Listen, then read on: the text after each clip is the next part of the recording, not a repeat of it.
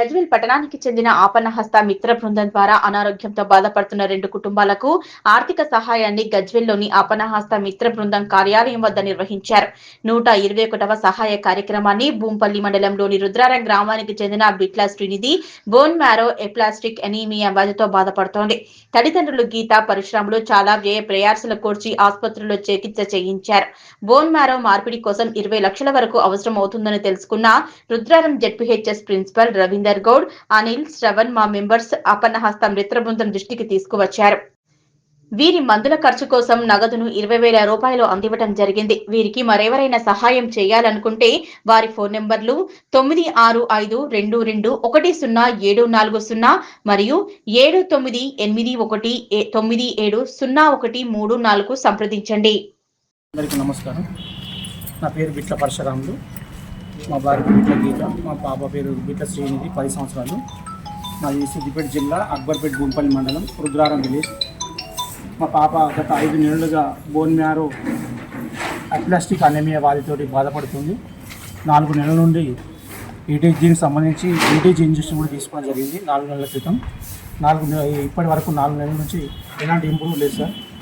కాబట్టి డాక్టర్లు దీనికి బోన్ మ్యారో ట్రాన్స్ప్లాంట్ చేయాలంటున్నారు. నాకున్న 18 గుంటల పొలం కూడా అమ్మడం జరిగింది. అమ్మి దానికి వచ్చిన 7 నుంచి 8 లక్షల వరకు ఇప్పటి వరకు ఖర్చు చేయడం జరిగింది సార్. కానీ ఎలాంటి ఇంప్రూవ్ లేదు. ఇప్పుడు దీనికి బోన్ మ్యారో ట్రాన్స్ప్లాంట్ చేయాలంటున్నారు. అలాగే నాది, మా భార్య, మా బాబుది హెచ్ఎల్ఏ రిపోర్ట్ కూడా చేయడం జరిగింది సార్. దానికి 50% మాత్రమే మ్యాచ్ అవుతుంది. దీనికి సంబంధించి ఫుల్ మ్యాచ్ కోసం డోనర్ని వెతుకుతున్నాం సార్. డోనర్కి అలాగే ట్రీట్మెంట్కి 15 నుంచి 20 లక్షల వరకు ఖర్చు వస్తుంది సార్. ఎలాగైనా ఎవరైనా దాతలు ముందుకు వచ్చి మా పాప ప్రాణాలు కాపాడగలని కోరుతున్నాము. అలాగే మా పాప 4th క్లాస్ చదువుతుంది సార్. మా టీచర్స్ కూడా మాకు 10,000 రూపాయలు సాయం చేశారు. మీడియా పరంగా తెలుసుకొని అలాగే గజ్వేల్ ఆపన్నహస్త మిత్ర బృందం వారు కూడా మమ్మల్ని మీడియా పరంగా చూసి మమ్మల్ని ఇక్కడ పిలిపించి ఈరోజు కూడా వాళ్ళు మాకు సహాయం చేయడం జరుగుతుంది. కాబట్టి అందరూ ఎవరైనా దాతలు బాలకిషన్ మనీషా దంపతులు వాళ్ళ పాపం ఏదో ఉత్తరితే హైదరాబాద్కి వెళ్తుంటే చిన్న యాక్సిడెంట్లో పాపం పెద్ద గాయాలైపోయి భార్య హాస్పిటల్లో ఉంది, భర్త హాస్పిటల్లో ఉన్నాడు. చిన్న పాప కూడా కొంత దెబ్బలైనవి. వాళ్ళు ఇప్పుడు బయటికి రాలేని పరిస్థితి. పెద్ద ఆపరేషన్లు చాలా ఖర్చులు అయ్యాట. 20-30 లక్షల ప్రాసెస్ వాళ్ళదైతే వాళ్ళకి ఈ మధ్యలో ఇంట్లో కుటుంబం బాగాలేక కూడా కొంతమంది పెద్ద మనుషులు చనిపోవడం, రకరకాల బాధలు, వాళ్ళకి ఇంటర్నల్ ప్రాబ్లమ్స్ ఉంటే 2 హాస్పిటల్లో ఉన్నారు. వాళ్ళకి సహకరించే వాళ్ళు ఉన్న స్థాయిలో వాళ్ళు వీళ్ళు కొంత ముందుకు వచ్చి సహకరిస్తారు. అందులో మన సభ్యురాలైనటువంటి మేడం కవిత గారు మన కొమరవెల్లి వాసే, ఆమె మన దృష్టికి తీసుకొస్తే వాళ్ళకు కూడా కొంత హెల్ప్ చేద్దాం అనుకుంటే హాస్పిటల్ పోవడము ఒకటి, అక్కడ పోతే మనకు రెస్పాన్స్ వాళ్ళకు ఇంటర్నల్ ఇన్ఫెక్షన్ వస్తుందని ఆ ఖర్చు కూడా ఎందుకని వాళ్ళ కుటుంబ సభ్యులను ఇక్కడికి పిలిపించిన మన కార్యాలయం దగ్గరికి.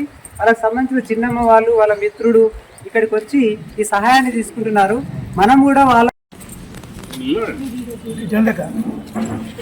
మా గజ్వేల్ ఆపన్నహస్తం వాళ్ళు ఈ విధంగా ఎక్కడైతే అవసరం ఉన్నదో ఎడ్యుకేషన్కే కాదు, హెల్త్కే కాదు, ప్రతి ఒక్క దానికి, ప్రతి ఒక్క గజ్వేల్కే కాదు, మన మెదక్ జిల్లానే కాదు, మన తెలంగాణతో పాటు అంతటా కూడా ఎక్కడ అవసరం ఉన్నా వాళ్ళకు ధైర్యం, వాళ్ళు ఇచ్చే అమౌంట్ చిన్నగా పెద్దగా సెకండరీ కానీ వాళ్ళకు మేము సపోర్ట్గా ఉన్నామనే ధైర్యం ఇస్తున్నందుకు ఈ విధంగా వాళ్ళని అభినందిస్తూ, వాళ్ళకు కూడా చిన్న సూచన, మనము ఎక్కడ తక్కువ ఖర్చు అవుతామో లేకపోతే గవర్నమెంట్ నుంచి ఏ విధంగా మనం వాళ్ళకి హెల్ప్ చేయగలుగుతామో అది కూడా మీరు తెలుసుకోండి.